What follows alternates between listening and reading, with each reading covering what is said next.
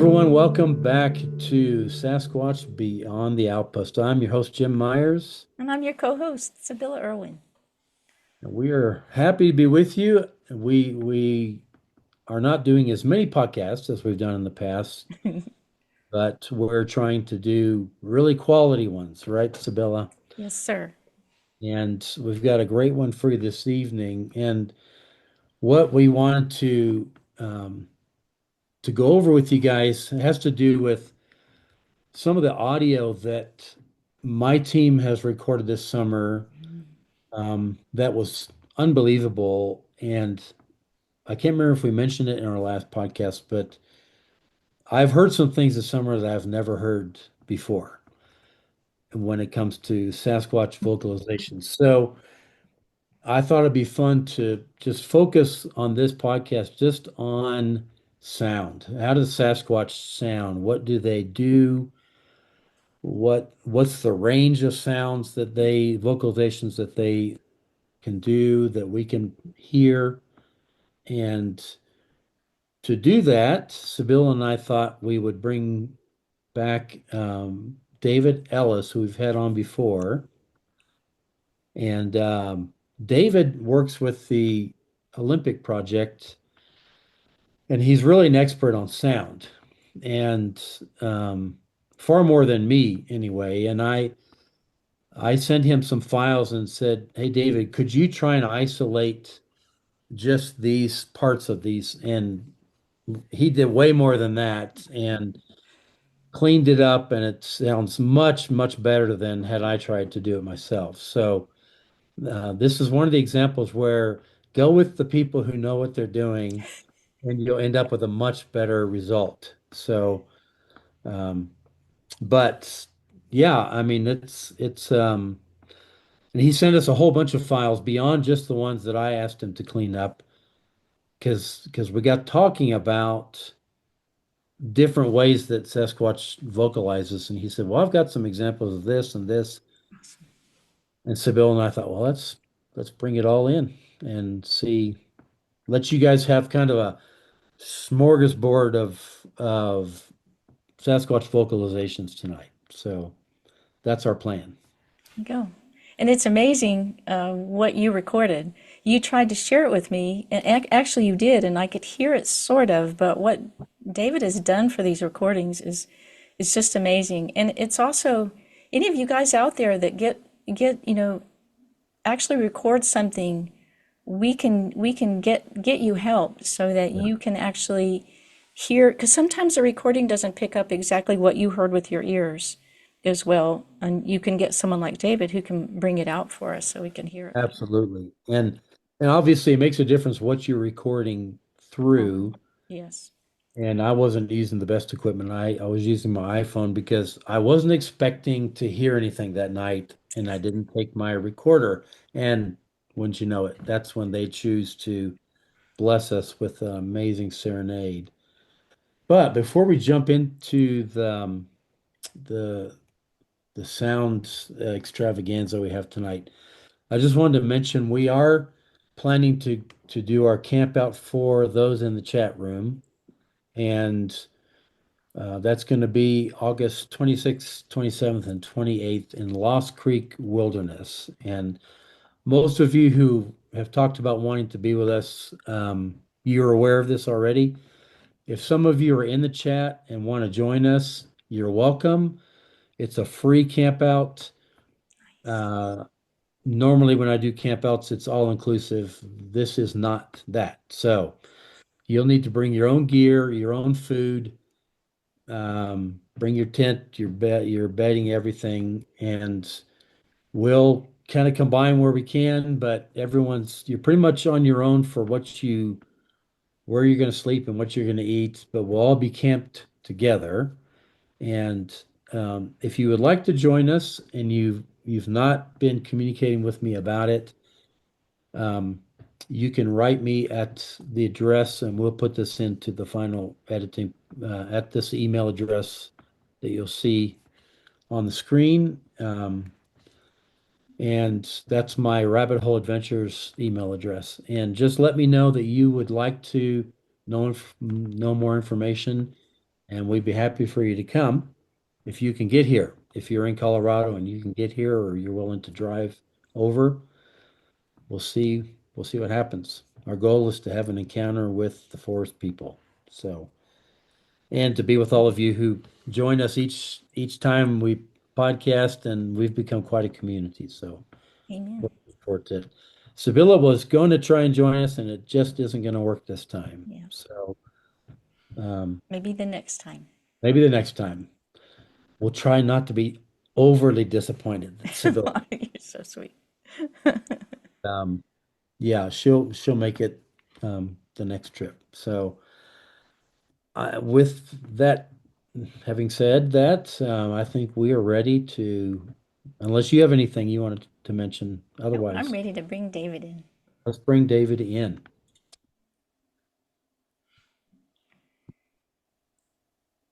Am There I we go. here? David, Yay, you are. welcome. So this is David Ellis, and we'd love to start just by having you introduce yourself a little bit. Tell us whatever you'd like to tell us about yourself for those who don't know who you are, and Okay. get started that way. All right. So I was born and raised in the state of Washington, and early recollections of stories my grandfather would tell about working on the farm. They had a whole plethora of stories, but one stood out to me, and it was he said he was cutting hay one day, um, and up jumped what he said was a 5 foot tall monkey. He Hmm. said he knew it was about 5 foot tall because it was above the hay, which was 4 feet tall at the time. And he said it was about a foot above. So he saw it from the shoulder up, but it ran on two legs across the field, hopped the fence, and went into the woods. I was maybe 5 or 6 years old when I first heard this story. So from that time on, there was always monkeys in the woods. And my grandparents, when we'd stay there, my grandmother would send me down to the mailbox to get mail. And I remember that was a real long walk by the forest. So, because in any moment I knew a monkey was going to jump Monkey was out and going to grab get you. Yeah. me. Then about, well, I was 11 years old. So either 4 or 5 years later, I had my own um, experience. And it was, it- we lived kind of on the edge. Uh, there was lots of forests. We'd have bear, cougar, deer, all sorts of critters come through the neighborhood at various times. So we were right on the edge of where wild animals would come through. So we had this 160 acre uh, play field. It was really a cow pasture, but it had been logged, oh gosh, at the turn of the century. And they used the spring and buckboard method.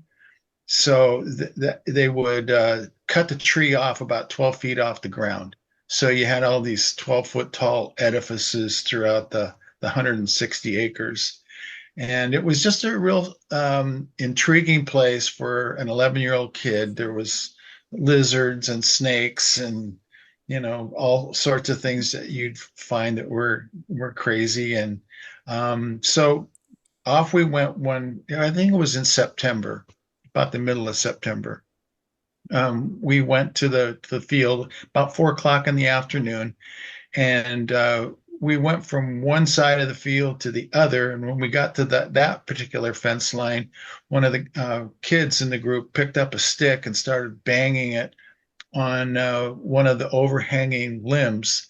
The cows walked up and down that side of the fence, and it had kind of created a little canopy. The brush was really thick on the other side, but when this kid banged on a limb, there was a reaction by something. And that reaction was to start shaking trees. Hmm. And it was not just little trees. These were like 30-foot tall alder trees that were swaying like toothpicks. from side to side. No wind. The cows were at the other end of the pasture for some odd reason. We thought, well, that's good. We won't have to deal with them, but they were all huddled down in the corner.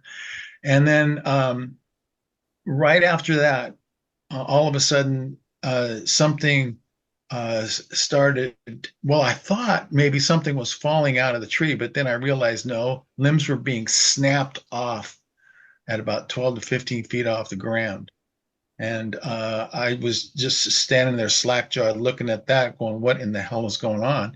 And then it cut loose with an Ohio howl type scream that lasted about 12 seconds. And I'm telling you, we were 30 feet or less from whatever it was that went off. And I remember kind of coming to off the ground. So whatever it did, it knocked us all flat. That's how scary that sound was. And then when I kind of came to my senses, I just yelled, run, and everybody did. Away we went out of the field. When I got home, my dad said I just about tore the screen door off the house trying to get in. I was that rattled. And of course, I had to tell him what happened. And I described the yell, and you may have heard this description before, but it sounded like two things. It sounded like a lion roaring and an elephant trumpeting at the same time. So it was two sounds. It wasn't just, a deep guttural sound. So that is something that I have heard other people use to describe. There was an author, Dan O'Brien, I believe his name. He passed away recently, but he had an experience on Mount Shasta, and he used those two sounds specifically. When I heard that, I just about fell off my chair because, and then I have heard other people use that description before. So after that, I was interested, obviously, in the Patterson Gimlin film when that came out. I had after that incident, I had a librarian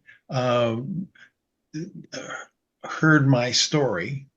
She would get people to tell stories so that she would know kind of what books maybe to funnel us to. And she pulled me aside after I told my story and asked me some pertinent questions. Are you sure it wasn't a cow? Are you sure it wasn't a cougar, a bear, or and I said, no, I know what an elephant sounds like. I know what a lion roar sounds like because I had been to the Portland Zoo and heard both of them. So that's how I knew to use that particular description. So she said, okay, I've got a book for you to read. And it turns out that the book was Ivan Sanderson, Abominable Snowman Legend Come to Life. It was written in 61, and my experience was in 63. So how that librarian knew how to funnel me to that book, I have several questions for her now that I'm an adult. So I really didn't get into the Bigfoot world as far as research goes until 2006. I attended a Bigfoot conference in 2005, and that kind of inspired me to make some contacts, which I did. And finally, I got to go out in April of 2006 for first field experiences. So, and how long have you been working with the Olympic project? Yeah, I started out kind of with the BFRO. The group that I was with was an affiliated group with the BFRO, and I got to become an investigator and file reports and do that sort of thing. And so I started drifting towards more and more documentation rather than camping fun experiences.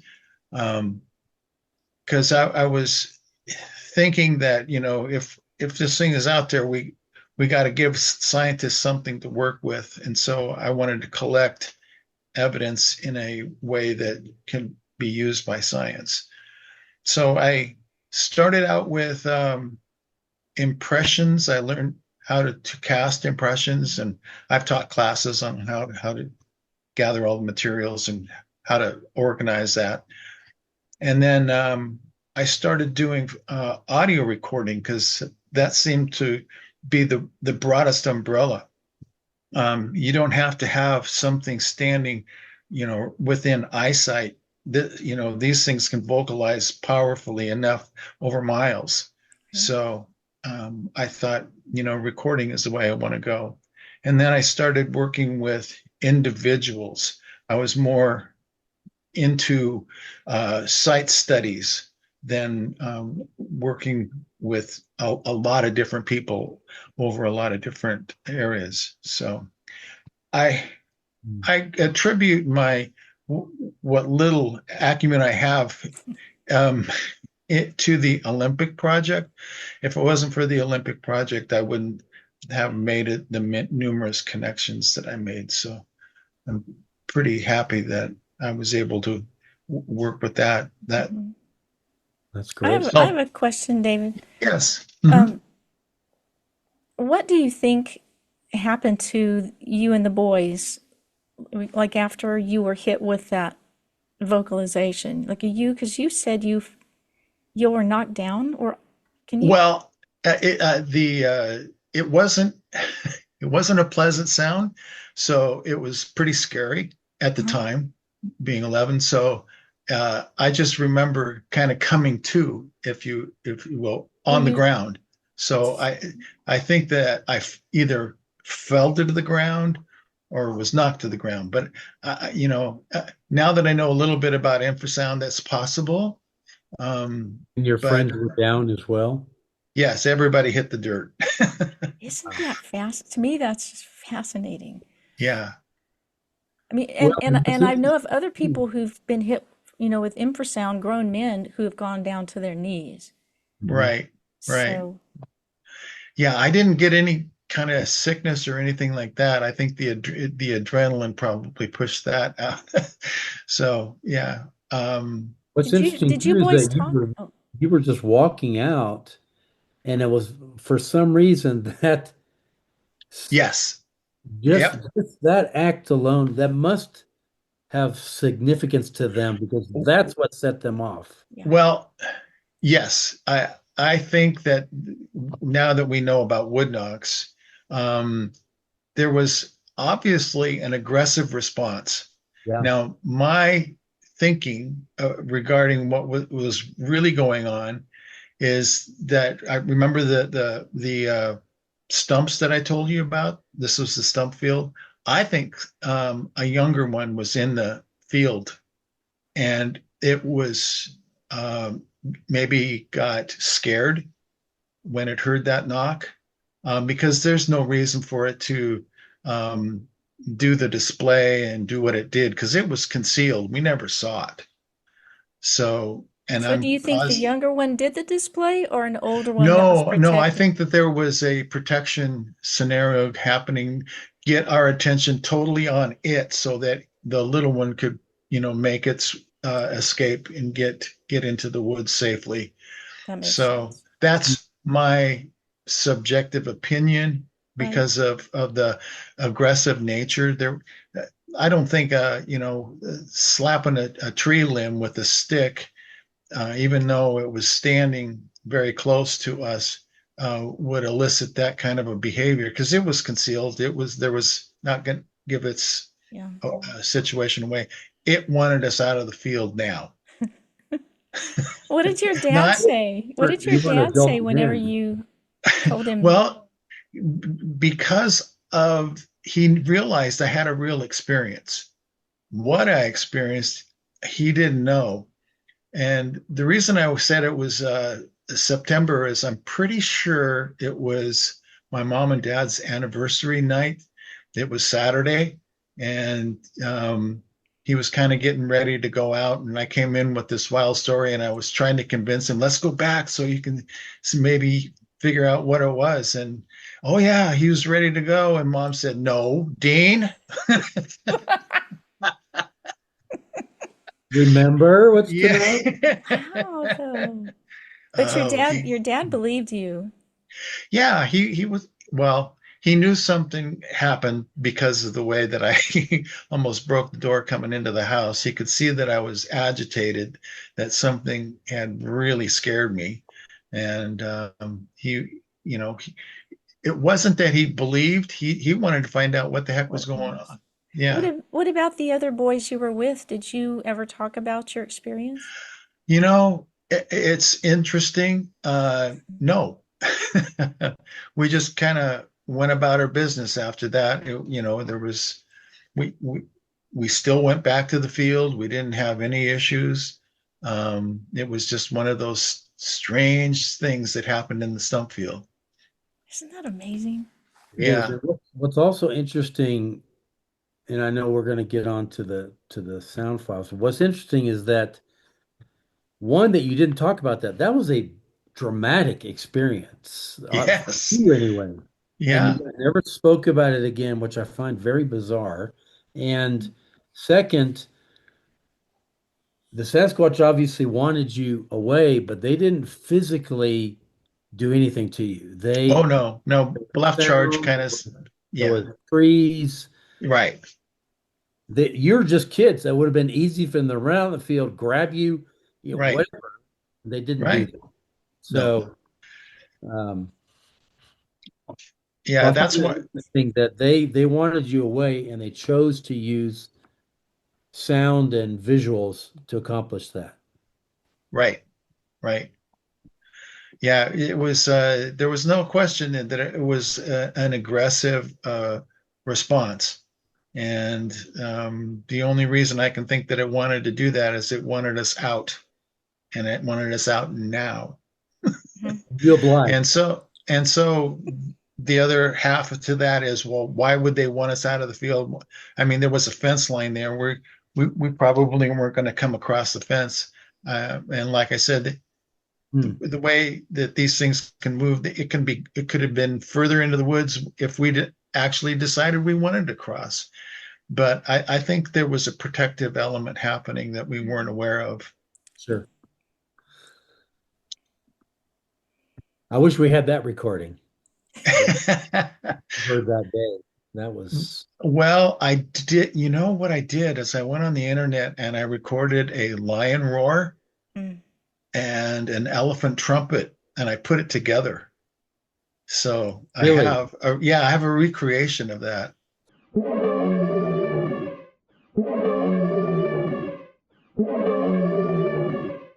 Well, Terrifying. it's kind of a makes it kind of a brassy tone, if you will. Um, and it John Andrews has some of the best long howl recordings, and it sounded very similar to one of those that he's recorded. I can send that to you as well. So So let me share kind of what started us onto this audio theme for this podcast. This sure.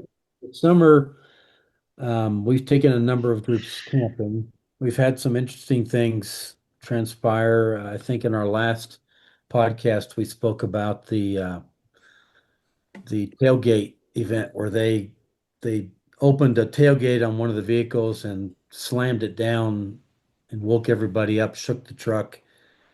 Um, Not sure what their point was behind doing that, but they certainly woke us up and got our attention. Um, and on this particular night, there's an area that I had taken a number of groups to. It's a big aspen tree grove, and um, it's kind of taken on a magical aspect now for me because of the things that happened this summer. But and actually I'm planning to go back and camp in that grove in September. But we had gone to the grove with this one particular group, and um, one of the during the day before the events of the evening, during the day, we were hiking through the grove. Kind of, there's some amazing tree structures that we think were done by Sasquatch. When we were looking at that, one of the gals in our group said and she doesn't do this as I mean, this isn't her normal way of interacting with us or with Sasquatch, but she said, I sense something's talking to me, kind of in mind speak. And I said, what do you think they're saying? And she said, they're saying, I want to show you something. So I said, okay. And I've learned over time to listen, particularly to women who have these impressions, because I think much of the time they're accurate. And why make something like that up? And so I we just followed her up the trail, and then she kind of went to the left and went down below the trail, and the grass was waist high, just about. And she got down below us, and we're just watching her, and she said, they're telling me this is what they wanted to show me. Now, we couldn't see what she was talking about. So we had to walk down in there, and once you got down in the grass, there were three huge round impressions of flattened grass, very clear, flattened areas with little trails in between them, and they were separated by 10, 15 yards from each other. I've never seen it before. And I've seen lots of elk beds and other game, but generally it's a big area where all the elk will bed down together. These were very defined, maybe 7 to 8 feet across, each of them. And we just stood there and took some pictures, and we're just amazed that had she not walked down there, we would never have seen them. Mhm. Couldn't see them from the trail. So that kind of set this area off as a special, and we heard one vocalization that afternoon, just a big woo, off in the woods. That was it. So I thought, well, let's go back this evening and see. I'd never been there at night, see what happens. So on our way back in that evening, before we got to the grove, we came to an area with a lot of small aspen trees growing on both sides. When you're going through there at night, it feels like an ambush point because you can't see anything to either side. It's so thick. And there was a log there, and I took my hickory stick and I whacked it, and immediately there was a reply up on the hill. And when I take people out who haven't been out a lot, and they think this happens all the time. So I said, "Hey, that's amazing." And I whacked again, and boom, another reply immediately. And I said, "Man, I never get two replies just like this consecutively." And then we heard a bunch of noise at the top of the hill, like something was moving around up there. I thought something was coming down. I mean, it was so loud, the activity. So we sat there and listened for a bit, and then we hiked up to the grove, maybe 100 yards further up the trail.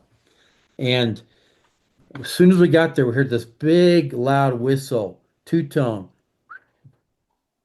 and we thought, okay, there's nobody out here with us. This is Sasquatch somehow indicating to us, okay, I see you, I know you're here.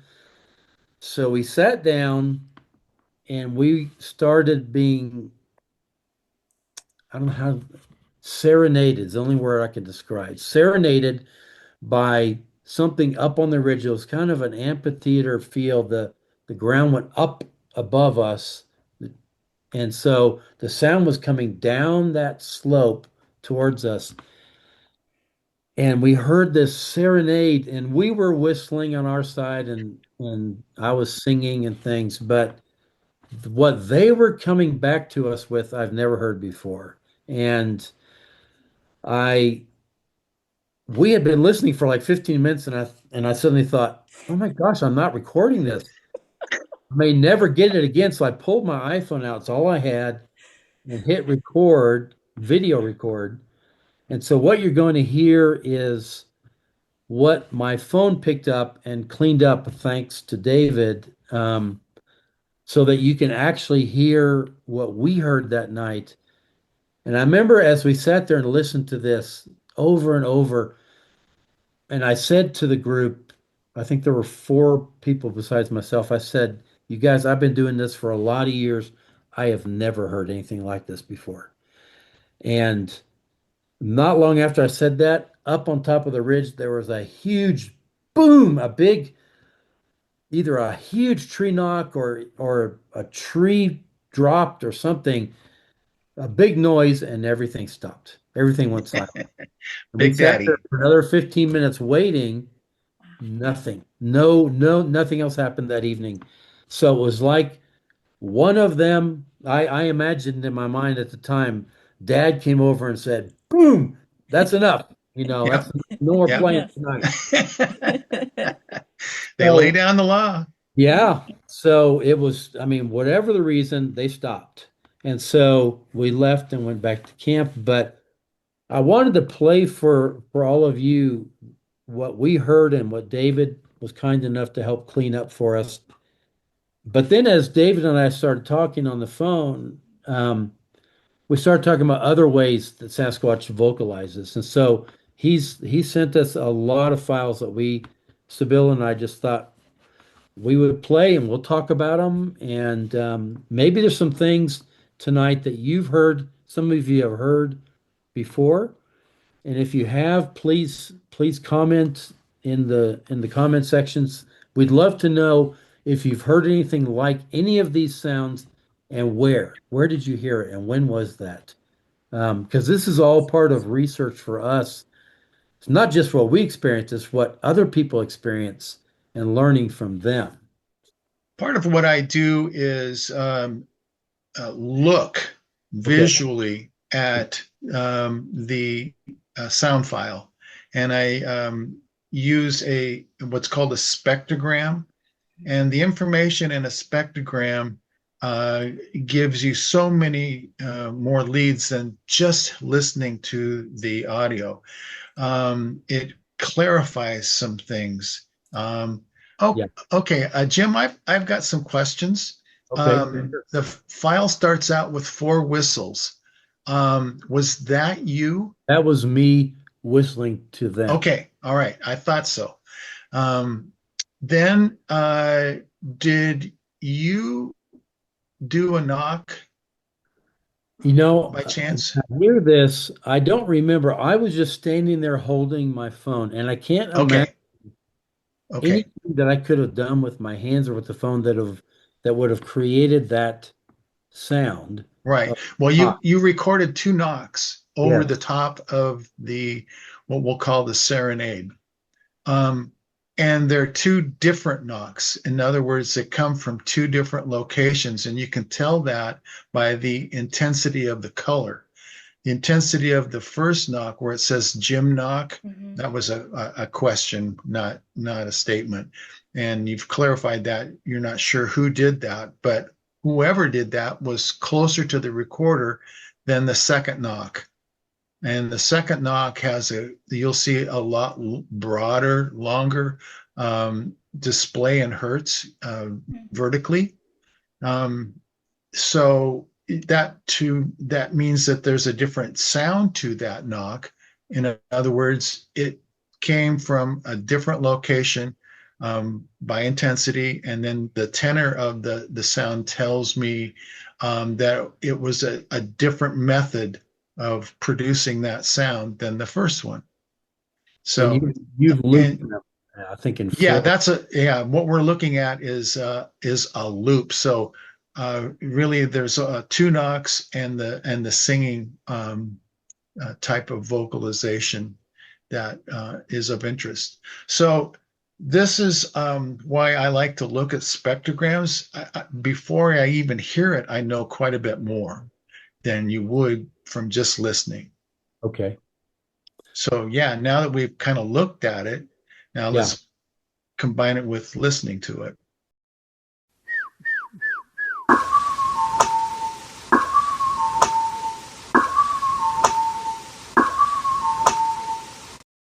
So I see what you mean that the second knock has a different sound to it. Yeah, it is further away, and because of the signal or it was in hertz. It had a higher tone to it. So that means to me that it was a different method. In other words, it could have been a different stick on a different tree, or it could be a mouth pop. It could be lots of different things, but it was a different method than the first knock.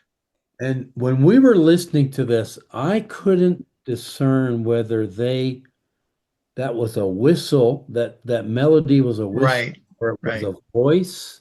What is your thought on that It's a one? voice. Voice, okay. Yeah, it's an undulating voice.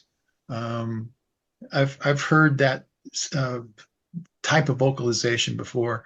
Um, we have some other examples of singing where they're carrying notes a little bit longer, but it still definitely fits into that category of singing, which is what you picked up on right away. So, I mean, it's a um, very beautiful, at the time, it was such a beautiful melodic, ah, right, ah, and and I'd only ever heard them whoop or yell. I mean, having them right, sing like that was such a new right. phenomenon for me. Well, it's not common. But it does happen. And since the more you go to this area, the more chance you will have to hear this particular sound and other types of sounds. So I think your mind will be, now that you're kind of in tune to listening to your environment, you're going to hear a lot of different things that you maybe just glazed over before. And so the second clip, same place, Yeah. same just a few minutes after this, I think you've discerned there were two of them, two different. Yeah. If we can, I don't know if we can pull up the visual, the JPEG on that.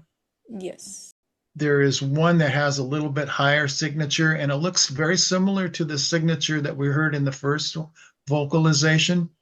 And then if you look uh, below that, there is another vocalization, and that you see where I've uh, annotated it responding second vocalizer. Yes. Can you see the shape of that, and Yes. it's registering much lower in hertz than the first one. Now, did you So enlarge? Did you enlarge the second one, or is that how it no, appeared? I'll take that back. I did increase the volume of sound, but I tried to do it equally for the top versus the lower.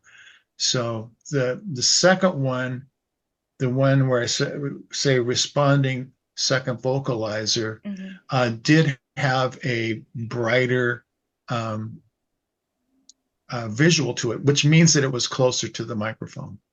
So you Wow. can't be in two places at once, I think. So that's And why, we heard it very differently because I distinctly remember we were sitting there, we were sitting on down trees listening, and we heard the top melody, and then we heard the whoo at the bottom, and it was distinct enough that the women who were sitting like 20 yards in front of me, they turned and looked at me like, what was that? yeah, It was a that's why it's, very refined sound that happened after the melody. yeah. So, So that's what I can learn just by looking at that, um, not listening to it. But Hmm. so when the powerful thing comes when you can look at it and hear it at the same time.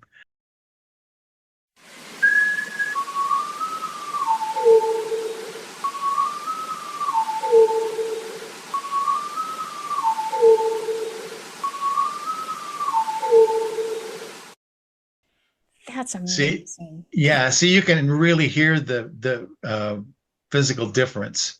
Yes. Um, so yeah, there definitely two. That's amazing. I and love the I'm spectrograph. I'm I need to trying learn to how to do envision that. them making this, singing this, and it was a gift. It really was a gift because we went back the next evening hoping that they would serenade us again. And the first thing that happened was we got into the middle of about 150 elk. And this was early July, and there was a single bull from what I could tell from the sound. who was bugling already, and he had cows. They were everywhere, all around us, all going meow, meow, meow, and it was almost deafening, and running in front of us and running behind us, and standing in the trail, and the folks who were with me were kind of, what are we getting into? And I said, you know, I'm not worried about the cows. I'm just trying to figure out where that bull is and make sure he doesn't take offense to us being here. Right. He ended up leading them away from us, but there was no sound from the Sasquatch that night. Mm. So maybe they were looking for dinner and following those elk, but um, Yeah, they have a different agenda. yeah. But there was a third recording that I sent to David, and one of the gals, actually the same gal who had the perception of them speaking to her, had a recording. I believe it's of a Native American flute, if I'm not mistaken. And it was very soft. She started playing it, and I was looking around to figure out where this sound was coming from before I realized it was coming from her phone or whatever she had with her. But at the end of this little musical interlude from her phone, there's a reply that I didn't even realize as I was sitting there in the grove, but you identified it. So Yeah. I don't know. Can we pull up the spectrogram on that? And then, Yes, because sir.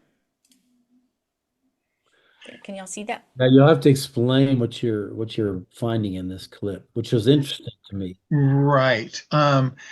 Okay, so what you referenced, the recording that was being played is right after you ask a question, and Jim, your voice is what you see first.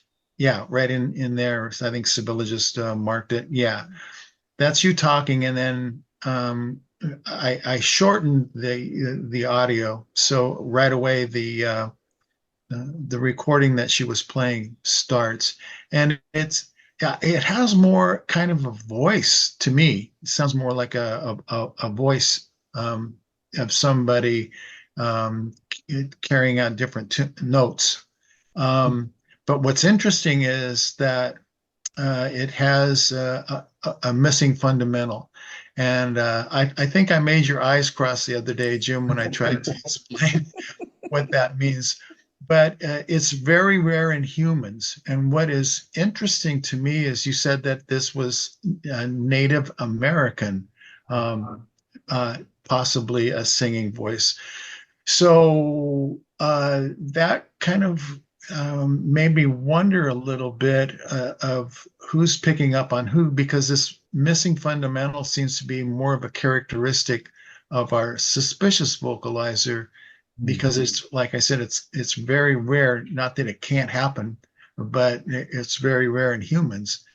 And to have a sound that she was trying to appeal to Sasquatch to make it sing again, it's kind of interesting that it has a Sasquatch trait.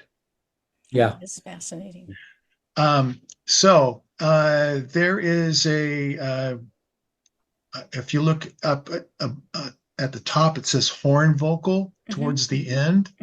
Mm-hmm. That is the signature in there that you will unmistakably hear what sounds like a car horn.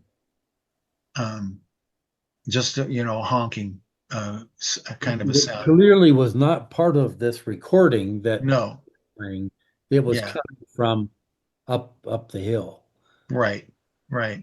And then there is a response that is a lower tone that I think could be a Sasquatch. And it's represented, yes, by that very last line there. Mm-hmm. And the harmonics uh, show that there isn't a missing fundamental in that vocalization, which could be a Sasquatch, which is interesting in that respect, because I would almost expect the main fundamental to be missing in that one. So this is a very confusing recording for me, because it's bass backwards to what I think is real. Wow.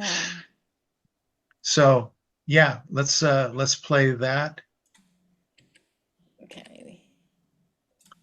And like I said, the horn vocal is at the near the very end. Do you trust us enough to come a little closer?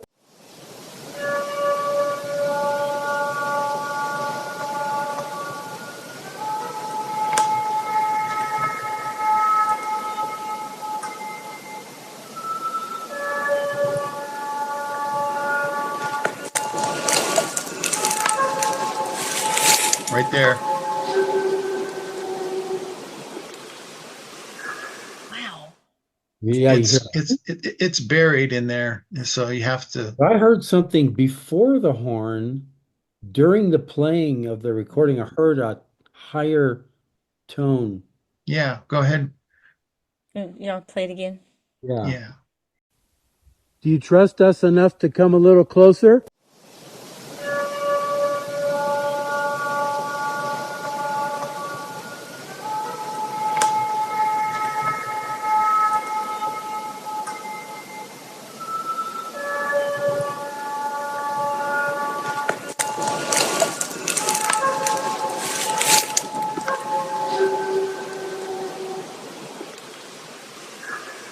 Yeah, that higher whistle that happened while that was playing was interesting to me. I don't remember that.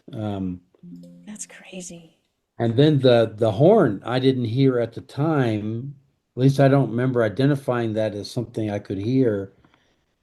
But it's a very it's it's, What's it's loud. what's what's Um, very interesting to me is that this lady had the presence of mind to have that recording with her. That is a little mysterious yeah, it is. because that's not a typical sound that you would play for a Sasquatch. Where did was she Native American by chance? No, at Okay. least not she's not full. She may be partial. I don't know, but Well, I was just wondering if it came from a ceremonial type scenario. Um, they obviously responded to it because right, that big right, vocal came at the end. right. Um, yeah, Amazing. that's very That's amazing. Yeah, there was definitely a response to that specific recording.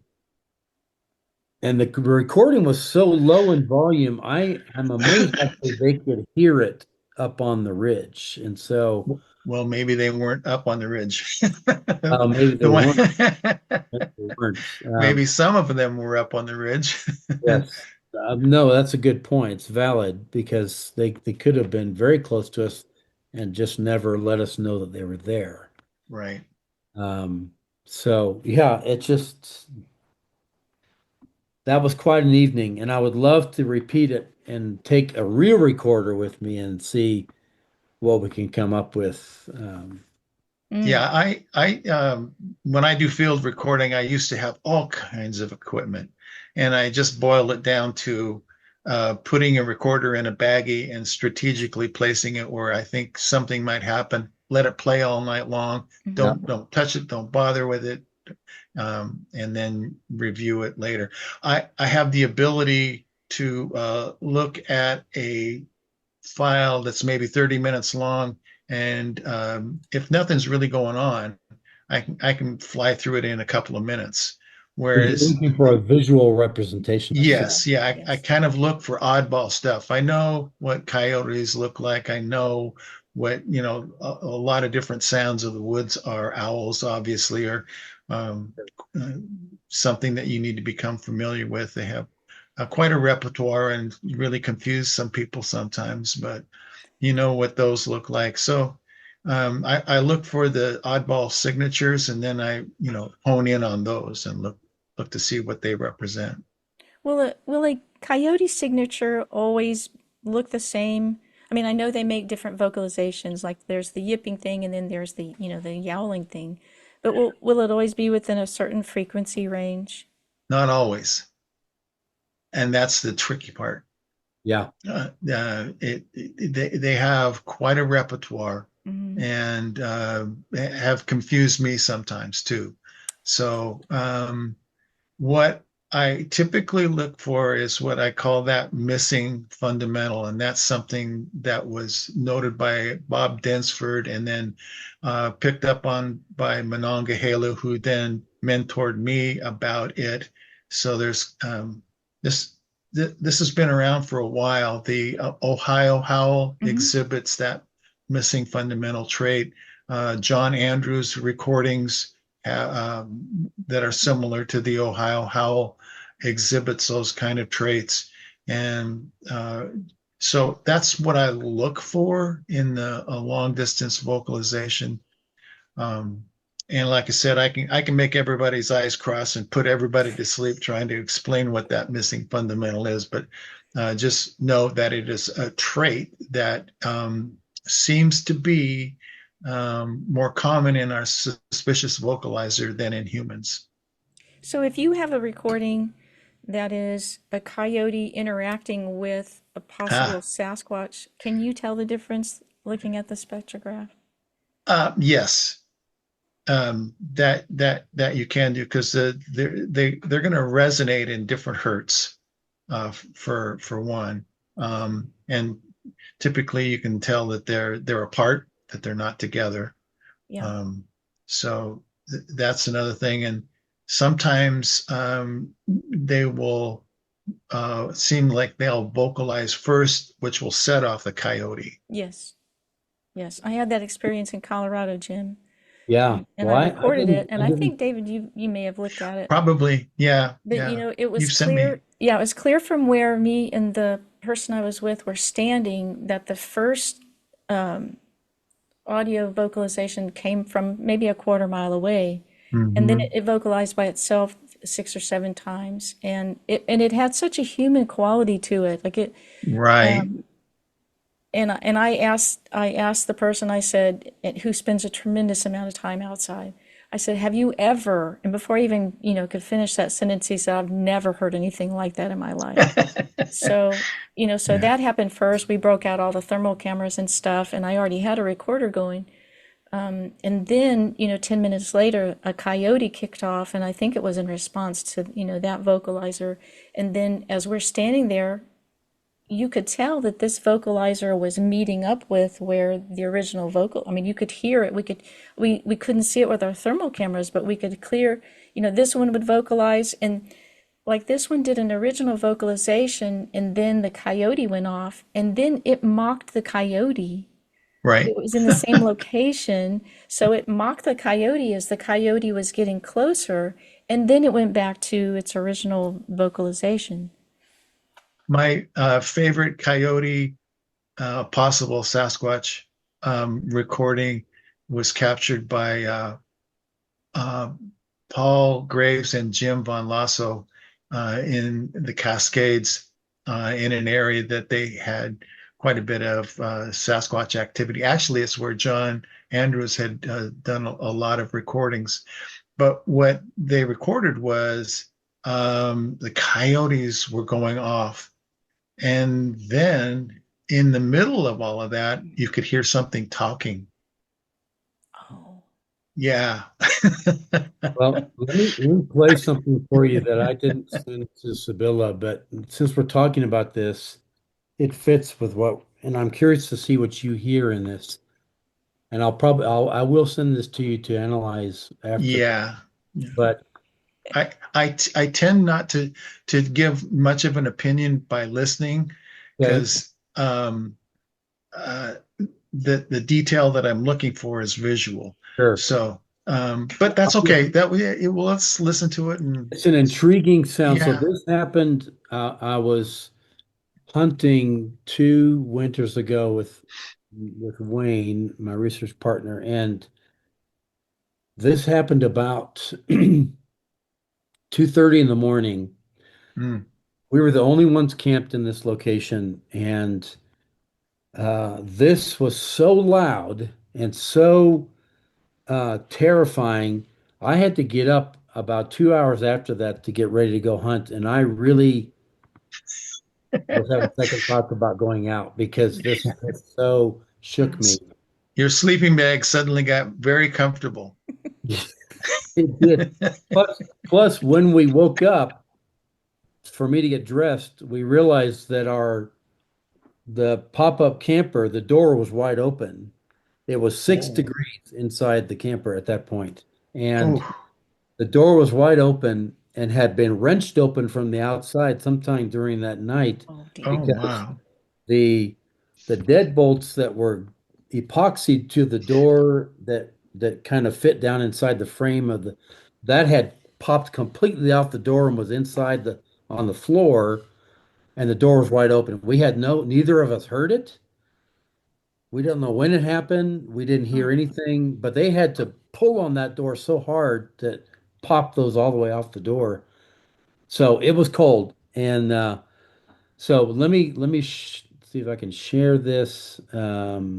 You can Just do. as an aside, I have two recordings Oh, of something trying to get in my car, and thankfully it was locked. And you can hear, when they pull on the latch, you can hear it go thunk thunk because Yeah. it uh-huh. slips off the fingers. Yeah. Oh, that's so I think creepy.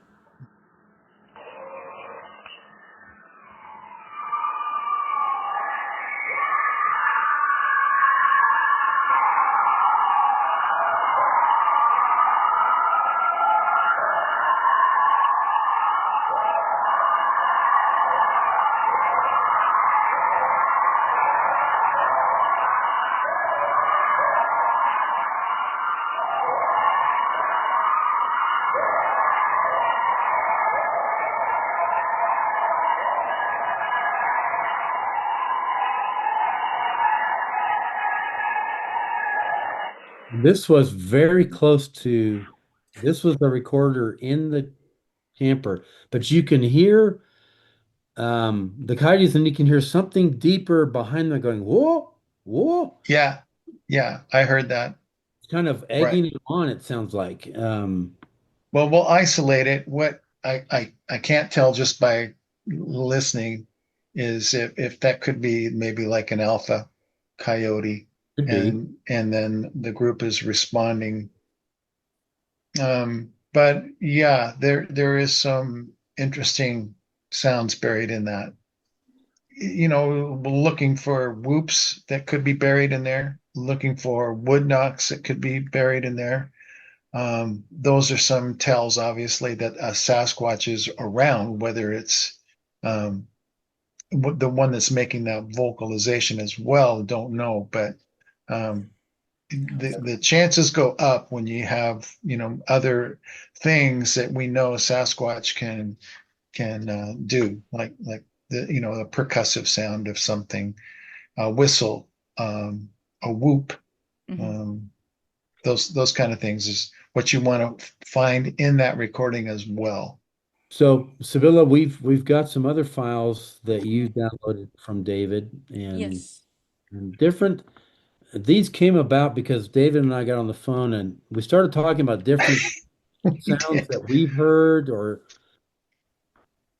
and that we think Sasquatch does. And so I don't know which order you want to do these in, David. Well, why don't we go to the buzz per category?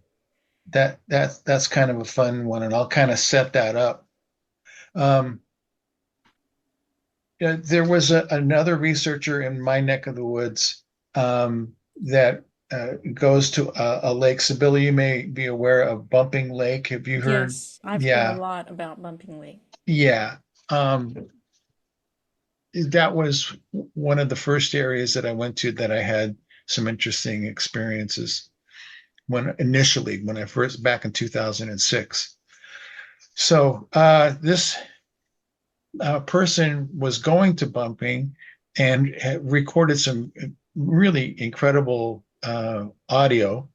And Doug Hychuk, you Mhm. familiar with Doug? Sure. Um, he got wind of it, and he was talking with Tristan Yolton about his recordings, and he goes, I like to have Dave Ellis jump in on the conversation. So that's typical Doug. You're talking to him, and all of a sudden you've got a 5 or 6 way conversation with 5 or 6 people. So he calls up Tristan or calls up me and invites me to the group. And he goes, Dave, I don't know if you're aware of Tristan. Yes, I am aware. Tristan sent me some files before, so I knew of Tristan. And we just got to talking about how he got involved in recording uh, sounds. Mhm. And there was some activity around his house, and his dad thought he had seen something. Pretty sure it was a Sasquatch. But anyway, that inspired Tristan to put up a bait station, if you will. Mhm. And he had the presence of mind to not only put bait, but a recorder. So he put a recorder nearby. Um, and what he recorded was something that had walked up, and you can clearly hear it eating. He had left some peanut butter and some crackers and some things that you had to scoop out of a bowl, and you can hear something doing that. And while this whatever this is that's eating, you can hear this humming or buzzing or purring sound that's happening while it's eating, and that really really intrigued me. Tristan said that he had sent it out to some other folks to listen to it, and they thought that it could be a moth. Um, and it it could be, and I was kind of torn between the implications of what we were hearing in this recording and that it could be two separate things at the same time. So I was not exactly convinced by this recording, but I wanted to kind of look into it a little bit further. So maybe what we should do is play the recording that starts with Bigfoot Messes with Recorder, April 2005. Okay.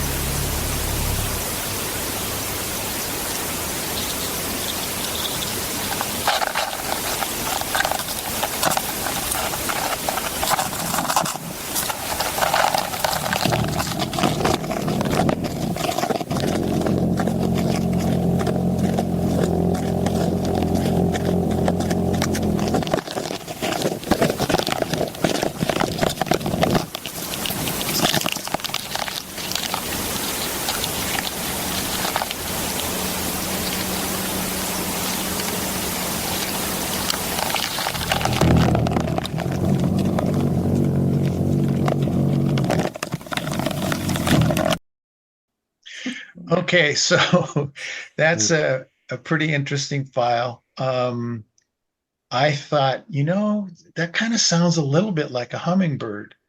And so I found a hummingbird file on the internet, recorded it, and then compared it to this unknown sound.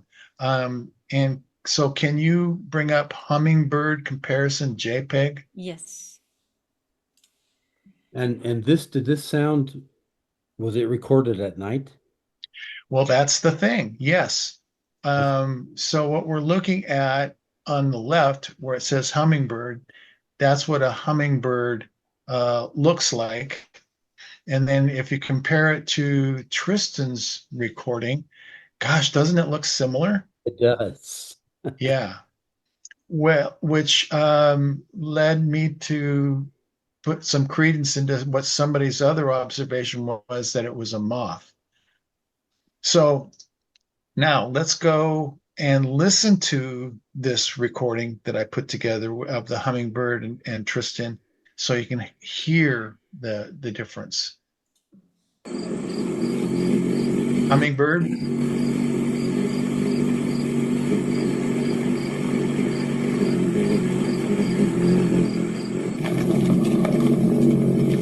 Tristan. And you can So, definitely hear it moving in and out closer. right. Yeah, hummingbird, yeah, making some movement, where the other one was kind of just a steady sound. So now let's look at I guess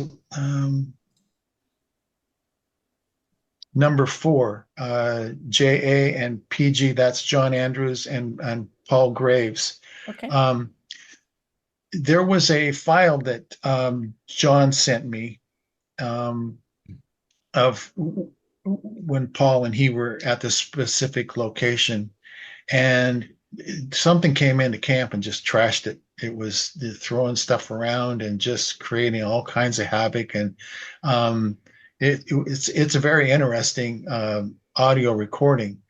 But about 2 or 3 weeks later, Paul called me and said, "David, there's something else in that recording that is weird, and I don't know what it is. Can you take a look at it?" And so let's play that. Okay. Here you go.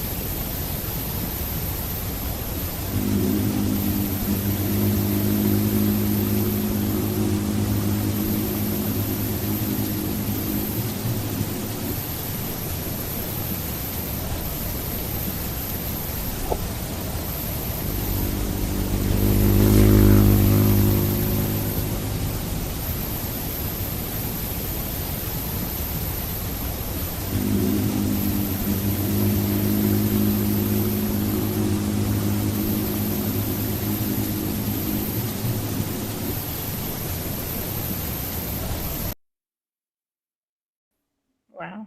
The first time that you heard that sound, was it this occasion you're talking about? The first time I heard it was on Tristan's recording, but I went back through my files of 15 years of stuff, and at Bumping Lake, I had recorded something I called the purr. Okay. So, and it's a staccato vibration type sound. There are some variations to this. That's Mm. why I call it the hum buzz purr, because it's not exactly the same in all. These sound very similar, and I did that kind of on purpose because the coup de grace is uh, Paul went on the internet and looked back through the Bigfoot forum files, and there was a discussion on hummingbird type sounds. And so he found an article that had been written around the turn of the century that Scott McLean had published on this specific forum.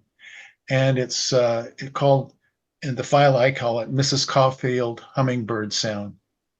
So, Jim, we're going to put up a article that was written in 1934 that kind of puts this into perspective, because skeptics will say, yeah, until you can say you've seen a Sasquatch make that sound, you can't.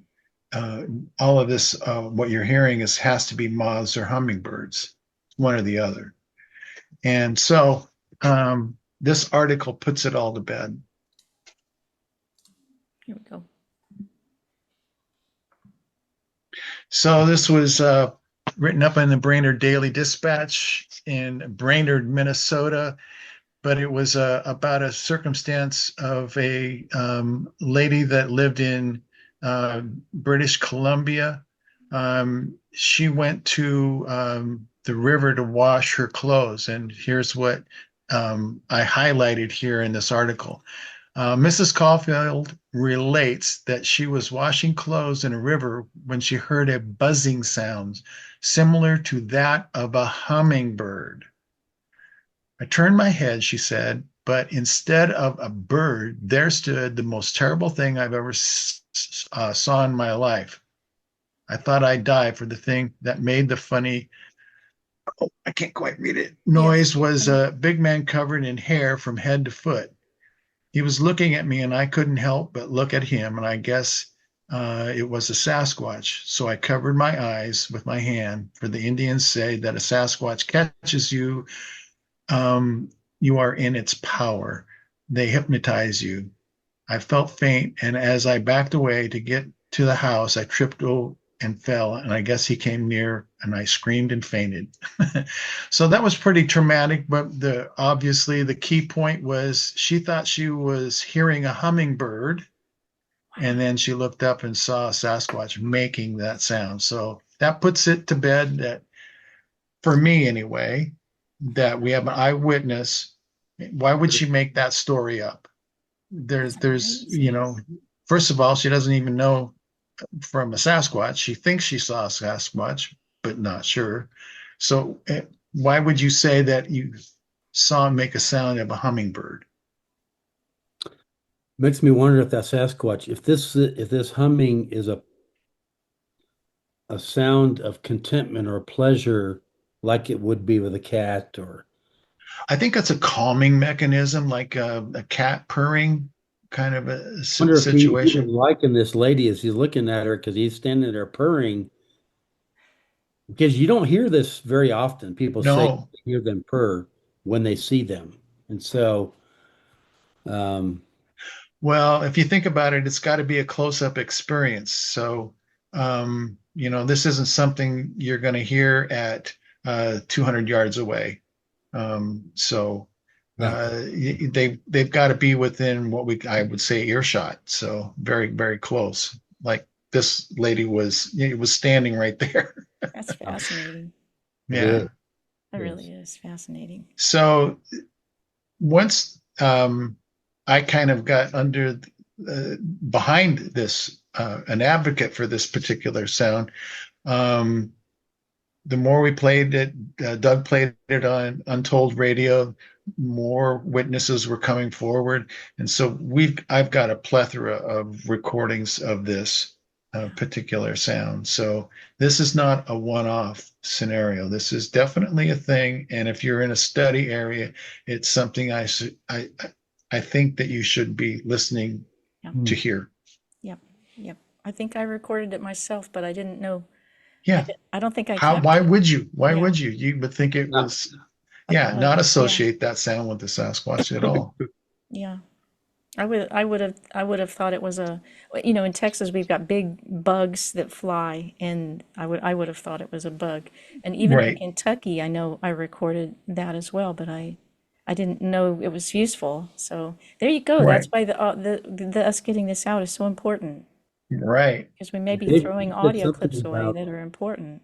Mm-hmm. you Yeah. said something about humans when we hum releases endorphins or Yeah. Serotonin makes you, and it changes your state of mind. Yep. Hmm.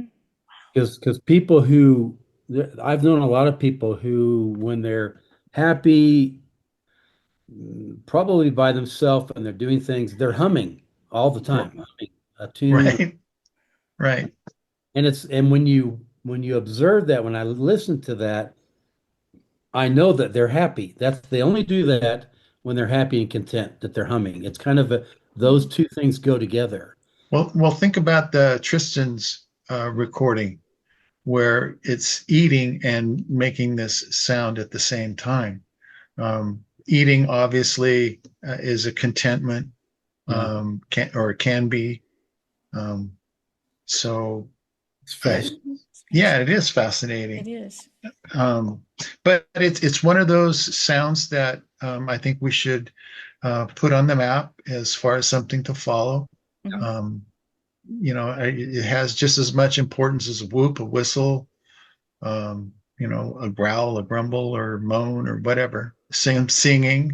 So that, Singing, humming. yeah. Singing. Yeah. We have some singing, don't we?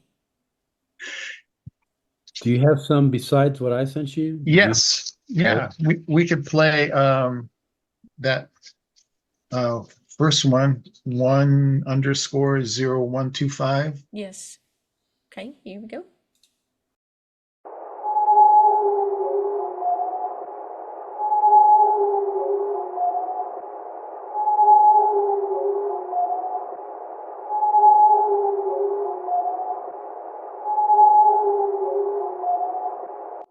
Yeah. So Somewhat yeah, you can somewhat hear a similar to sustain. ours. What's that? Somewhat similar to our recording. Well, it's a sustained note, if you will, and it modulates in the same way that a singing voice would to me. So that's why I call it singing. And I've noted that more and more people are recording this type of vocalization or coming forward with it. So it's getting some legs. And I expect that you're going to hear more people talking about it in the future. That's awesome. How about this So, 0305? so just that file was recorded in Grays Harbor Okay. area. Okay. Um, this next one, 702 singing, was recorded in North Carolina. Okay.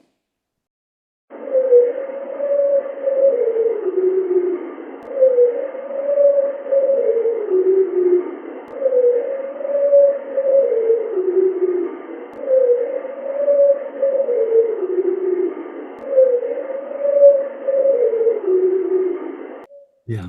That's interesting. A lot of up and down sustained notes. And Um, there's a warble also, a 702 warble. that's a different category. Okay. And so let's can you play MKS Sing Song Moaning? Yes.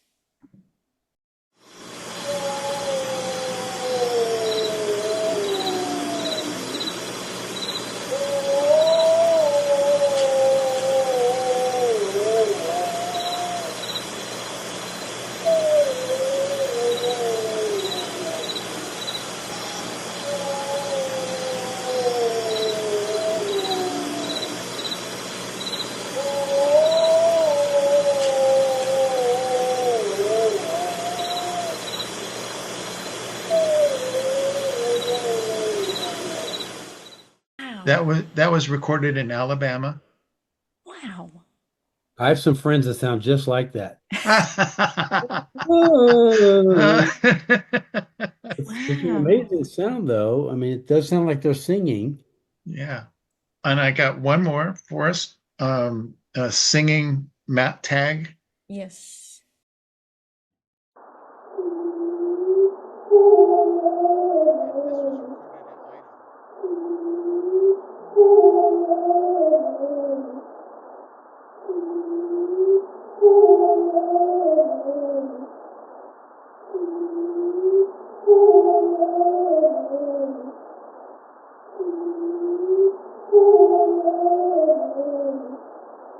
Wow. I mean, it's like these guys are musical. It is. Yeah. It is. Um, Adds another dimension to what we know. we just don't hear it very often. We don't. It's a vocalization they only choose to do Right. really at Uh, certain times. the only way that you're going to capture this is it's like fishing. You have to have your line in the water. Yeah. So you got to have your recorder going from the second you get to your area to the time you pack up and leave. Yeah. You just never know when the vocalization is going to happen, and you have to.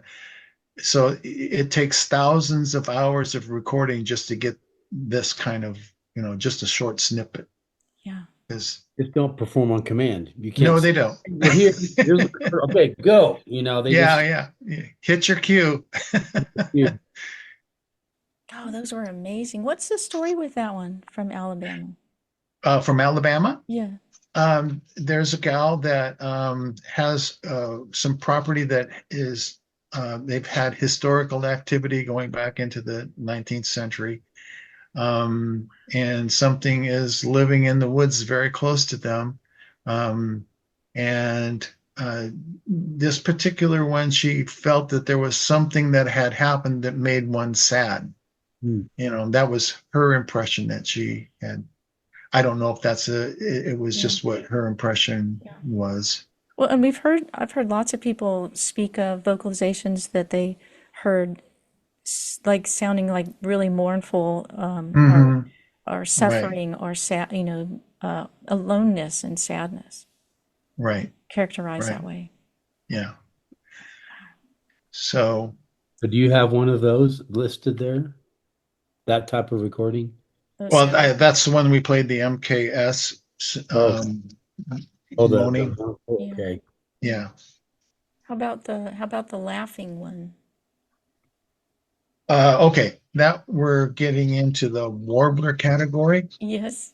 And the first time I recorded this was in 2007 on an island in Puget Sound, Hartstein Island. They were having quite a bit of activity in this particular area. So a group of us were out, and I recorded this through a bionic dish, and I'm pretty sure that whatever it was not nearby because I don't recall anybody hearing it other than what I captured on my recorder with some amplification. Right. But it's I don't know how to describe it other than a warbler. It Yeah. has kind of a warbly vocal voice to it. So, and it's not exactly the same across the United States. There are different sounds. So let's play that first one, 0305. Okay.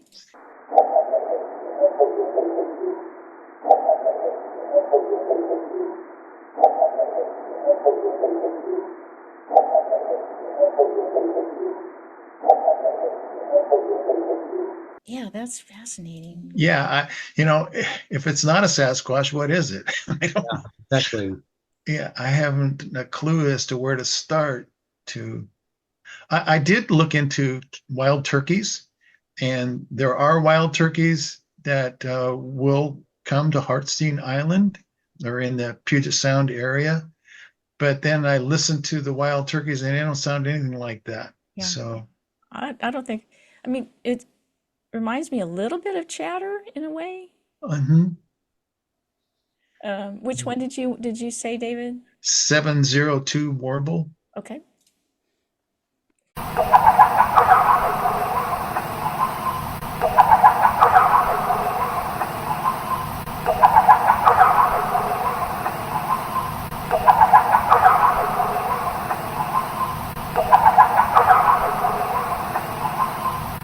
Wow. Yeah. Now you might say, well, what makes you think that's associated with Sasquatch? Well, typically what we all don't know is that I listened to thousands of hours, and this was, in a large group of audio that typical Sasquatch sounds were happening, like, whoops and whistles Yeah. and wood knocks and those kinds of things. So Sasquatch was in the area. I realize that's still a straw man argument that you can associate it, but again, I don't know where to start. If somebody has an idea, we have to go through the same process of identification, which is visual. So I have to have a recording of that particular sound, not just somebody's comment. I know exactly what that is. Right. Right. Um, Typically, when somebody says that, I'm not always, but they're not necessarily correct. Right. Right. I mean, it reminded me a little bit of a hyena. Yeah, yeah, a cackle of some sort. Yeah, Yes. Yeah. right. You could easily ask people who skeptically ask, that question to say, um, if not Sasquatch, then what? What do you think that is? Right, Because right. Give me something to go some other search. alternative. Yeah, Yeah, right. Because this is a process of elimination. Um, absolutely. I will never tell you that these are Sasquatch. I will say Sasquatch related, possibly. I give all sorts of reasons for why that this there is an out, that that this isn't necessarily Sasquatch, but there's a higher percentage. So I like to speak in terms of percentages rather than making declarative statements that Right. this Sasquatch, vocalized on this day. Well, now every half your audience is rolling their eyes. How the heck do you know it's a Right. Sasquatch? It's true. I do the Well, same thing when I'm Yeah, listening to someone say yeah, definitively, "Oh, that's a no, Sasquatch." No, we really don't. Unless yeah, you saw it, unless you saw it vocalizing. right. Tell me all the clues, not just that particular Yeah. vocalization, Yeah. but if not, again, if not Sasquatch, then what? And Right, right. Can humans, that's the other question is, can humans do the things that we're listening to? And if so, why would they have been making that sound? Why would a human make that sound? Right. And just as valid a question, why would a Sasquatch make that sound? That would be just as curious to know to me, because Exactly. we believe that there are reasons that they do things. Right. Um, they seem to be a sentient.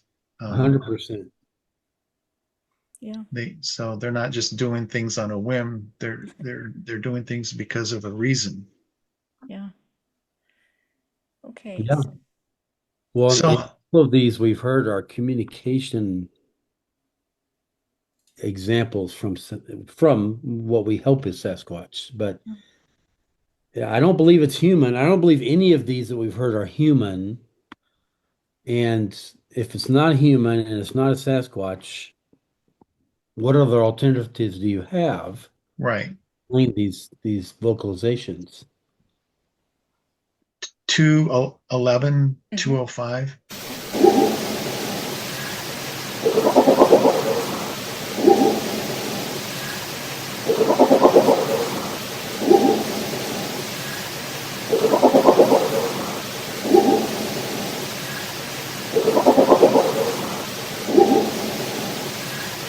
Oh, that's just so creepy.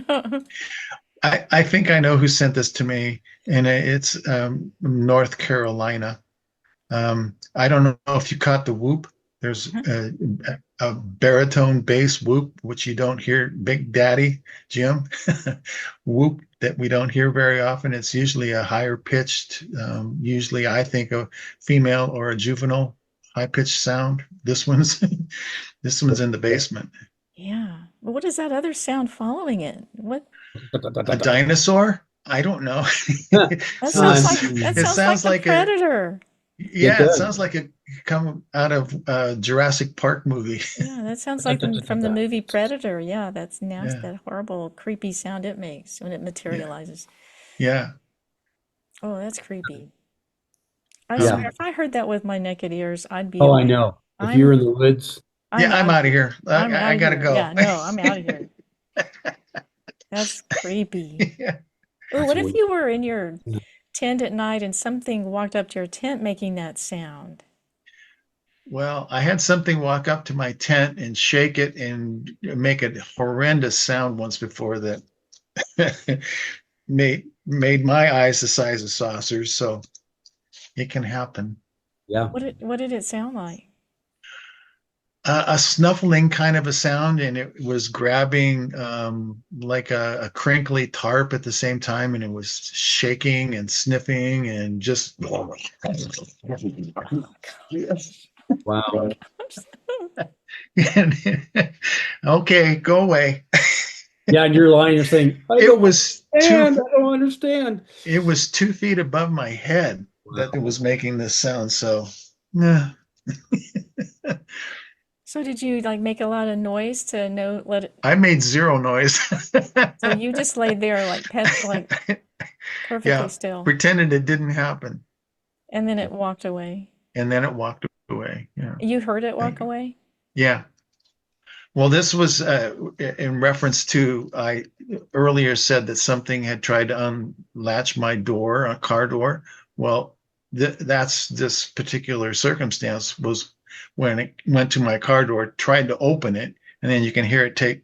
My car was 15 feet away, and you can hear it take 2 steps, and then it's right at my tent, Oh, Huh. and Oh, and so it, from trying the knob to two yeah, it's next to your tent. Okay.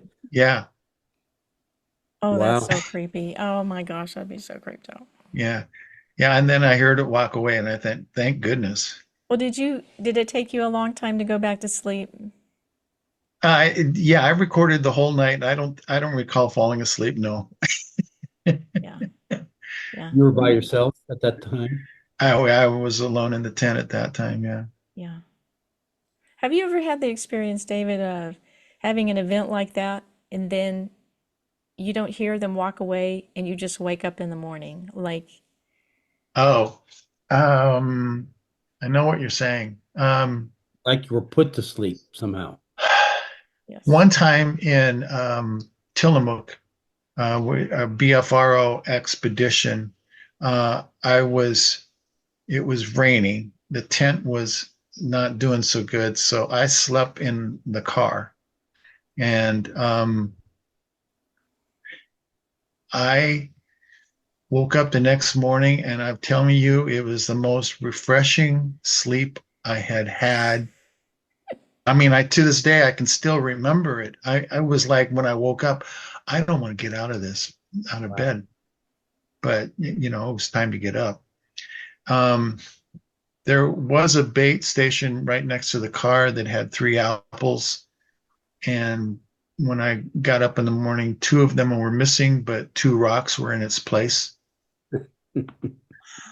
How cool is that? Yeah. So I would suspect critters that would take the apples, but critters aren't going to leave two Leaving rock. rocks. Yeah. That's amazing. So, They're you not going to know, say, "Hey, sorry about the apples. Chew and, on and these things for a bit." It's so it's like maybe this is theory out on a limb, take it or leave it.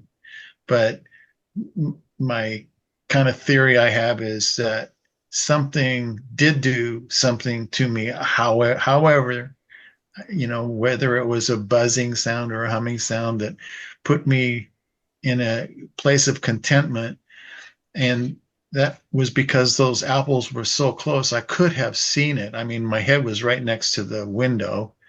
So it one of those apples and Yeah. knocked me out. Yeah.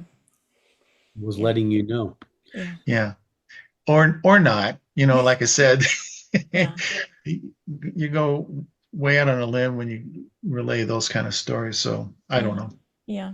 But I've had that experience of, knowing something is walking right up to your tent and you're breathing. I mean, it's right there, and Right. you're in full terror mode where you can't move a muscle, and then the next thing you know, it's the next morning, and there's no in between. Ah, no, I haven't had that, just that experience that I related. There wasn't any terror involved in it. Yeah. I have had situations where something pushed down on my tent and I thought it was going to collapse. That was kind of terrifying. Sure, sure. And I you never, mean, for all sorts of different reasons, it could have been a bear for all I know. Yeah. So, being eaten tent, wasn't peace on of my mind. agenda. There's nothing to a tent. I mean, they're Yeah. as weak of a structure as Right, right. They're not a structure. They're a no, covering. they're an illusion of a structure. Right. So when they're Well, pushing on it, it's like, okay, don't break it. Please don't break it, or because it's nothing for them to come into that tent should they choose to. right, right. Well, what was also interesting was whatever that did that also started going around the tent with its, I'm assuming, hands, because it was pulling and tugging on the tarp that I had over the tent. And then it would leave and it was go over to another tent that was 30 yards away, a different group of people, and start messing with their tent and then get bored and then it would come back and start messing with our tent. It did that all night long. Oh, wow. And something stirred up the fire Yeah. and it had an explosion of light. And there was on one side of my tent was just a great big black blob from a shadow of something large that was outside near the tent. Between you and the fire, or Well, yes, it because it threw a shadow on the tent. Now, small things can create big shadows. I do realize this, but I think there was something that was fairly close to the tent, and that explosion of light revealed that it was huge. did it That's just stand there, or what did it do? I got the impression it was on its haunches, like it was squatting. Hmm. messing with the fire. Yeah. Well, I think another one was messing with the fire, and the fire lit up and exposed this one that was messing with the tents. Oh, so they actually Wow. stirred the fire up in a way. Yeah, Oh, something else stirred the fire up. Wow. yeah, That, that leaves all kinds of questions in my mind. But yeah. Yeah. like And years ago, I've had that experience of, One of them is why me? yeah, I've had that experience of being having something happening around my tent that was dramatic, exciting, frightening, and then I wake up and I'm like, how did I fall asleep in the middle of that experience? That I would have thought never would I fall asleep when I'm hearing all this happening around me. right, And sure enough, it's like bing, you're right. out. Yeah. And Yeah, it's the same thing that we listened to happened to Paul Graves and John Andrews. That one clip that we played that of the purr. They had something come in and just create all kinds of havoc, and you would have thought that would have been terrifying. But Paul said that he remembers that not long after that, he just fell asleep and was in la la land as far as contentment goes. He said he had never felt so refreshed in all his life when he woke up the next morning. And that's when he thought that maybe there was a connection with that purring sound. He said he didn't remember hearing it, hmm, but there it was recorded. Wow. Now that's even more fascinating if he did not hear it with his ears, but the Right. recorder captured it. right. And that he was felt contented and Oh, just dang. you know, after if I had heard that, I would have been awake all night long, I think. I wouldn't have dozed off. I But Yeah. wonder, And you think is that you like wouldn't. a sleep, like a put you to sleep modality that, or a healing modality that they are capable of? makes one wonder. Sure I does. don't know, but Sasquatch saying that. certainly, yeah. Yep. Wow. No, but I've heard of quite a few other researchers that had the experience, same experience of waking up after having had a dramatic experience in the night and thinking, how did I, what? I fell asleep, it's just, and we're out there for this. I mean, we're out there to have an experience and an encounter, and then we fall asleep in the middle of it. Yeah. And um, it's a real conundrum. And I've been on a trail with two other people in the middle, in the middle of, where you go out in a group and Dennis Foll was part of this, where everybody's got, I had a directional mic and headphones on, and Dennis had a thermal camera, and the other guy had just a night vision camera, and they're on one side of the trail, like literally a trail, and I'm on the other, and we're talking to each other in whispers, and then the next thing I know, I'm awakened by walking that's coming towards us because it's in my headphones, and the other two guys are asleep. And we went from talking to each other to asleep in just a matter of a minute or so Like in the trail or on the trail. Like on the trail. we're Wow. sitting in the grass off the trail, literally. If I stuck my foot out, in fact, that's what I did. I woke up Dennis. I stuck my foot out and hit him to wake him up, and then he was like, "Oh," and so something. How do three people all go to sleep at the same time after we were just talking to each other? Well, I'm going to go out on a limit and saying it was an external stimuli or something. Yeah, For and some reason, and while you're asleep, you have no idea what's going on, what they're doing. I mean, it's how much, do you have any idea how long you were out by no, time? no, but I mean, we were just talking to each other. It was the warmest night that we had had. Like it was in the 40s, and I What did just you say to each other when you woke up? well, I was like Dennis, and I pointed because the sound was coming. Had the directional mic pointing towards down the trail, And when I first woke up, I moved the microphone to see if if the footsteps were also coming from the other, down the trail this way, and it wasn't. And I put him back, and then that's when I looked up and I saw the other two guys were asleep. And so then I kicked Dennis awake, and then the other guy woke up, and I'm like, there's one. I was like, there's one coming. And then he turned on the thermal camera and looked. Of course, he didn't see anything. But did it put us to sleep so it could sneak up on us? Like what? But you all, I mean, you didn't wake up and say, "Were we all asleep right now?" No, but I mean, I just discovered we were all asleep. Wow, That's interesting that's a right there. surreal experience. It really is. And I wished I'd been recording it because I'd be curious if there was some kind of Yeah. audio portion to that we didn't hear with our ears. Now I'm really wondering. Now, So do we want to finish up the warbler category? Yeah, yeah. What do we have? We have the warbler. Did we have we have a laughing. We have Yeah, well, that's all part of that warbler category. We've got three more left. we've got JA. JR 702. Okay.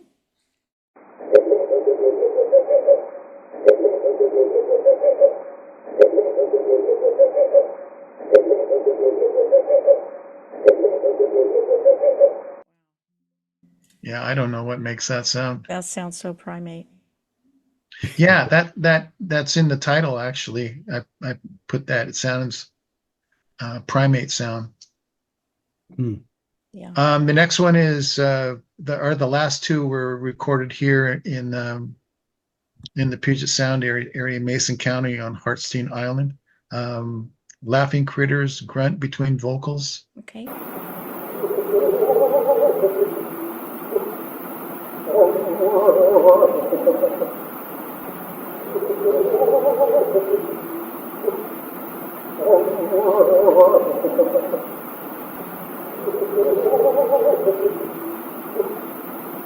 Wow.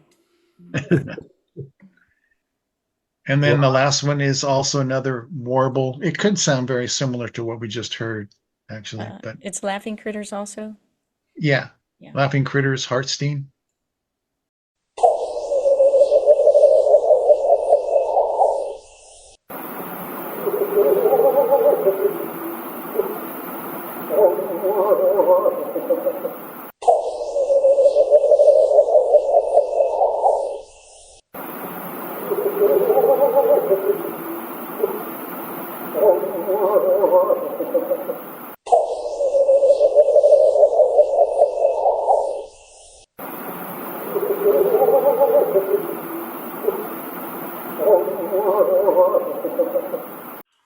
That is fascinating. Yeah, that was the very first time I recorded that particular sound. I remember that one very well now. So yeah, that was the one that got this particular category started, and I started catching it when people would send me their audio. What do you think of this whoop? Usually, when people send me audio, I find other things, and that's how I've kind of created this particular list. So people are recording stuff that don't have any idea that they're recording something that may be of interest.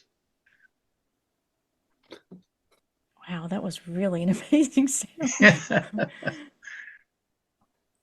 well, and I think what we can conclude with all those sounds is one, can we say definitively Sasquatch did any of them?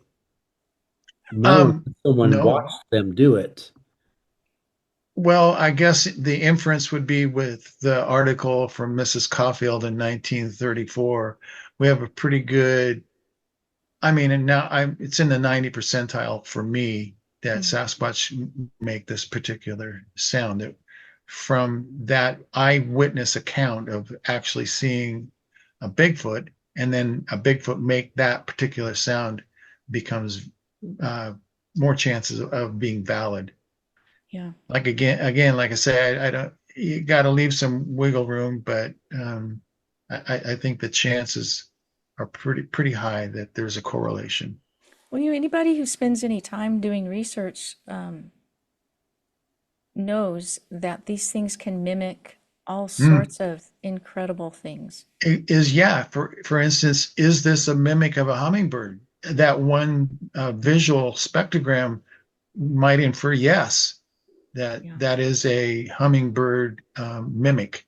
yeah, They picked that sound up in the environment. They learned how to make it, yeah. and now they use it for whatever reason. But I think that's an excellent point, Sibylla, is that they pick up sounds in the woods. That's why, you hear people say, "Well, I heard an 800-pound owl." Well, we all roll our eyes at that, but maybe it was. Yeah, oh, they definitely.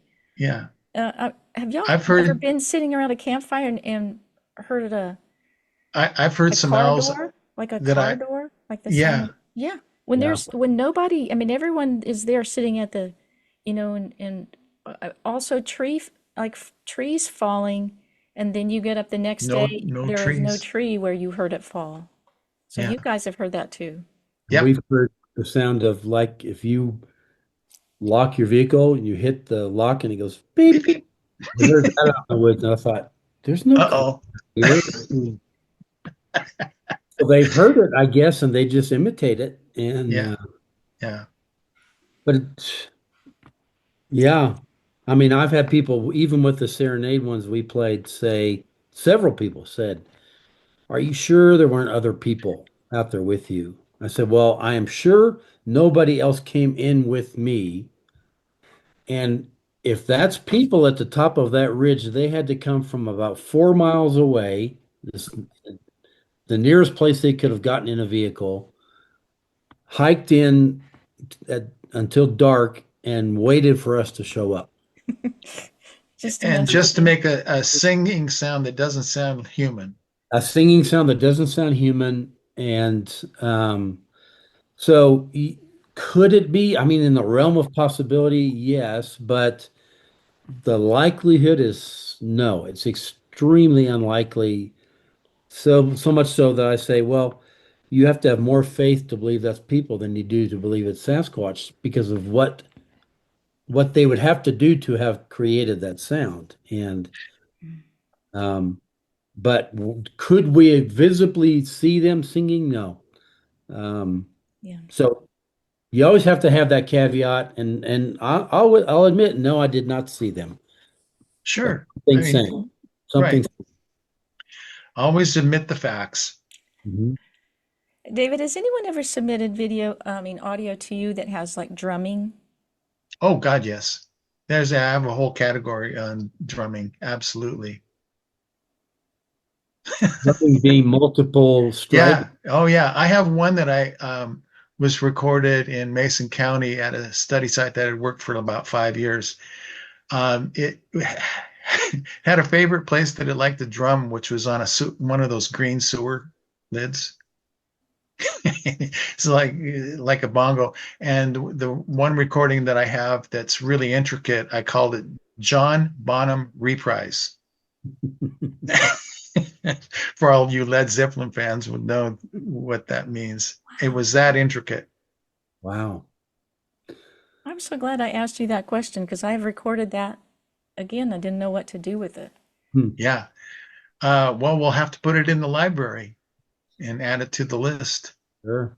Yeah.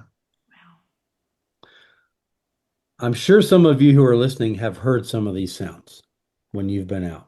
So please let us know in the comments where you heard them, when you heard them. We'd love to interact with you.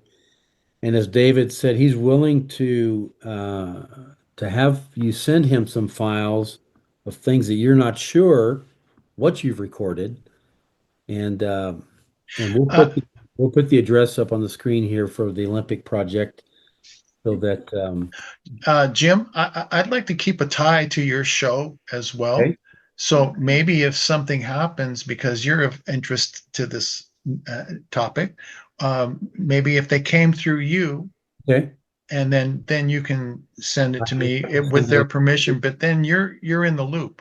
You guys are That's in the a loop good on that. idea. No, that would be So great. you could send it Yeah. to our address, and we'll happily pass them on to you. Thank you. So audio is just one of the fascinating things about Sasquatch vocalizations. Um, and we haven't even gotten into the whole realm of, air sacs. I mean, there's so many other things we could have talked about Yes, I Sasquatch. love that discussion. We talked about that at length the other day. That was fun. Oh, well, we're going to have that. We're going to have to bring you back on Okay. and talk about that. Yeah, it's not a surface topic. This can go pretty deep. So I think that, like you said, Sibylla, this has got some merit for going forward with Sasquatch research. If we can be aware as a researcher of sounds that should pique our interest, I think it will help. What I'm finding in the categories that I've identified, these are sounds that are happening all across North America, which means that it's a tie to something. I mean, Right. there's something out there that's physical that's making these particular sounds, a particular animal. Um, and like we've said, if you've got an opinion of what you know it to be, then we'll run it through the paces. So, if oh, that's a coyote. I know I've heard that coyote make that sound. I just absolutely know it is. Well, forward me the recording and we'll tabletop it. It could be because the analysis comes visually, not by what you hear. Right. I think that's what I appreciate so much about what you're doing and the use of the spectrograph.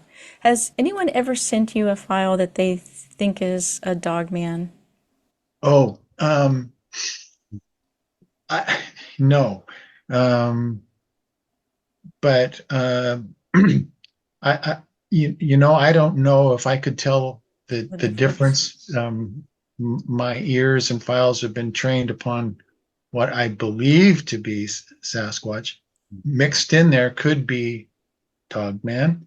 Right. Or But something else. Yeah. Yeah. Or yeah, something else. Yeah.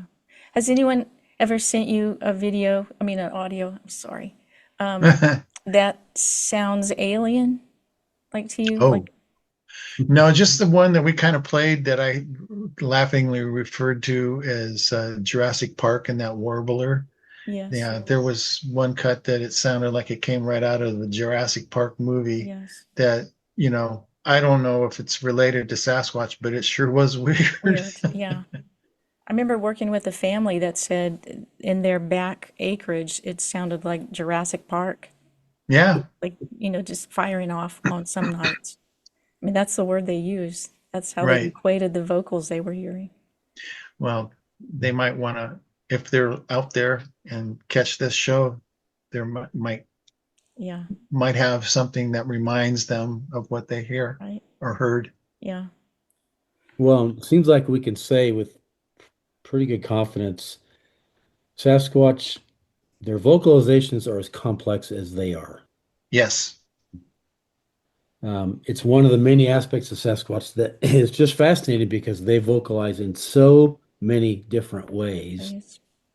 and they keep surprising me. I think I've heard it all, and then I hear something that I'm sitting there, I've never heard this before, and Right. Right. delighted me. It delighted me that I'd never heard that before, Well, and of the recordings that I played here today, have you heard anything similar to what we've been playing? mm, the humming, yes, at our gifting site, which I'll send you that file. Possibly that's what it was. But the warbling, no. No, there's a lot of what you played that I thought I've never heard that. Um, Hmm. Hmm. and I've got recordings of laughter when, as far as we knew, there were no humans present. And in this one situation, that it, it, in our imagination, what had happened was the Sasquatch had scared one of the horses on my partner's property and then it thought it was funny and laughed. And it sounds just like a human laughing, but there was nobody out at that time, no humans out there at that time. And Um, so, which begs the question: is their sense of humor like ours? They find things that are funny and they start laughing. And, Well, even monkeys and chimpanzees and other primates, they we've all seen them laugh. They find humor in things. sure, sure, Yeah. So yeah, stands to reason. So, Well, David, thank you so yeah, very thank much. you And guys. we definitely want to have you back. I want to hear more about this lung thing that you guys were. That's amazing. Well, thank but you we so really much. appreciate you coming on with us, and it's a fascinating topic. It really is, and we could go on and on because there's so much Yeah, complexity to them, and right. so, which is great because we'll never end of things to discuss about Sasquatch. No, Yeah. that's the beauty of this. I've been doing this since 2006, and I'm still just as interested as it was 20 years ago or so.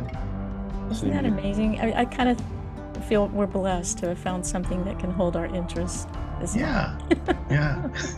And we always find something new. Thank you, guys. Share it with you All guys. right. And, Thank you. Thank you. Yeah, thank you, everyone. Thank you, David. Okay, take care. Okay, we'll say goodbye for now from Sasquatch Beyond the Outpost. All right. You have a good rest of your week, Jim. And Thanks, you too, Sibylla. all right. Signing Bye-bye.